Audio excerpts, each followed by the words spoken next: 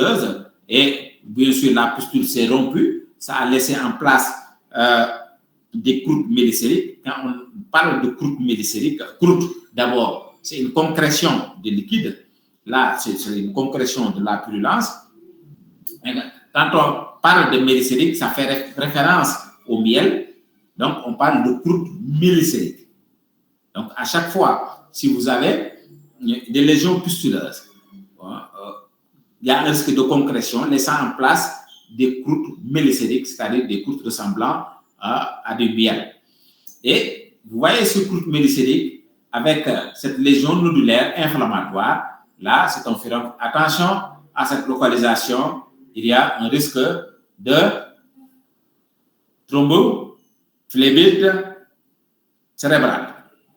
Donc, il ne faut pas du tout manipuler ces lésions de furoncle, surtout localisées au niveau médio-facial.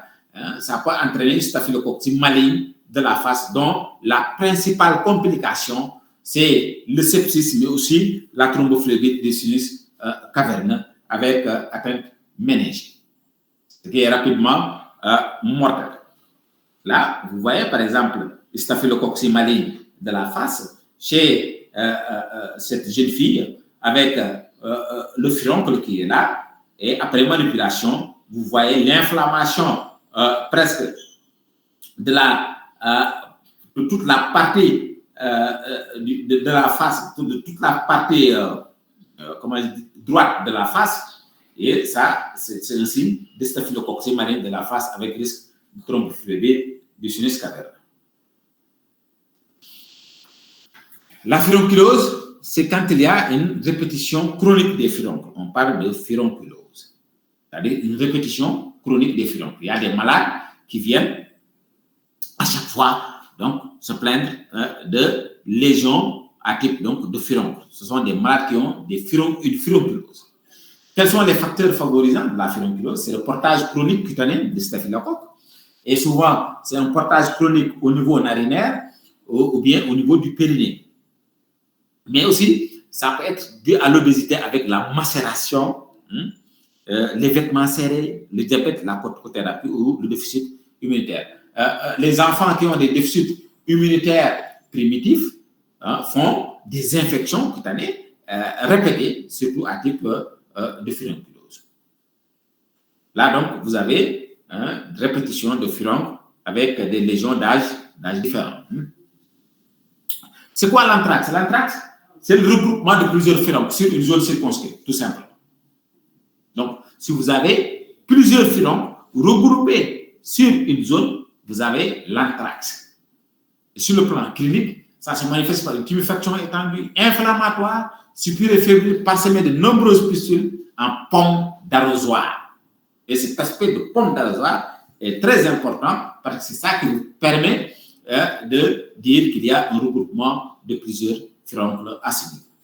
Le siège est essentiellement au niveau du dos ou bien au niveau de la nuque, comme vous l'avez donc ici, avec plusieurs lésions pustuleuses regroupées donnant une grande lésion. On parle d'anthrax.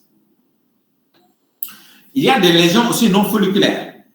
Donc, les lésions folliculaires, c'est la folliculite, c'est le furoncle pour l'atteinte bactérienne du follicule pilosébacé. Mais on peut avoir une atteinte bactérienne cutanée non folliculaire. Et ça peut être dû au staph ou bien au streptocoque. Concernant l'atteinte superficielle, c'est l'impétigo. L'impétigo, qui est très fréquent chez les enfants, c'est une atteinte sous la couche cornée de l'épiderme du streptocoque ou bien au staphylocoque doré. Là, vous avez une bulle flasque. Une bulle flasque, c'est-à-dire, c'est une bulle qui va se rompre rapidement et contenant du pus, entouré d'un petit liseré érythémateux, donc entouré d'une rougeur. Et la rupture va rapidement se faire avec la concrétion du pus, donnant des croûtes jaunes ressemblant à du miel. Et quand vous avez les érosions, elles sont bien limitées par une collerette épidermique. Donc, vous avez la lésion qui est donc après rupture limitée par une peau morte. C'est ça la colère épidermique. La guérison, puisque c'est une lésion superficielle, ne va pas donner de cicatrices parce que ça n'atteint pas le derme. Ça n'atteint pas le derme profond. Le siège, c'est essentiellement au niveau périorificiel, nez, bouche, cuir chevelu, mais aussi mains et membres inférieurs. Là, vous avez donc des lésions typiques d'impétigo. Vous voyez la bulle à contenu purulent et très flasque. La lésion va se rompre rapidement et va contaminer la peau adjacente avec maintenant plusieurs lésions qui vont se regrouper. Et là, si vous l'avez donc au niveau buccal, c'est essentiellement au niveau péribuccal atteignant les lèvres, mais aussi atteignant donc le nez.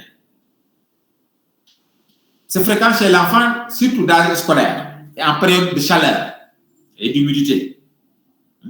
Ça peut évoluer sous forme d'épidémie dans les jardins, voilà, surtout, mais aussi au sein de la famille, avec la contamination par contact direct. Ça peut être primitif ou secondaire. Quand vous avez l'impétigo sans dermatose associée, c'est primitif. Mais si vous avez un impétigo sur une dermatose préexistante, c'est de l'impétiligénisation. D'accord? Ça peut être une gale surinfectée. Vous avez une impétiligénisation de la gale. Ça peut être un eczéma surinfecté. Vous avez une impétiligénisation de l'eczéma. Ça peut être une varicelle surinfectée. Donc, une impétiligénisation de la varicelle. Non traité, l'impétigo peut évoluer vers une atteinte bactérienne cutanée beaucoup plus profonde, appelée lectement. Quand c'est streptocoxique, il y a un risque de survenue d'une glomérulonéphrite aiguë, surtout chez les enfants atteints de gale.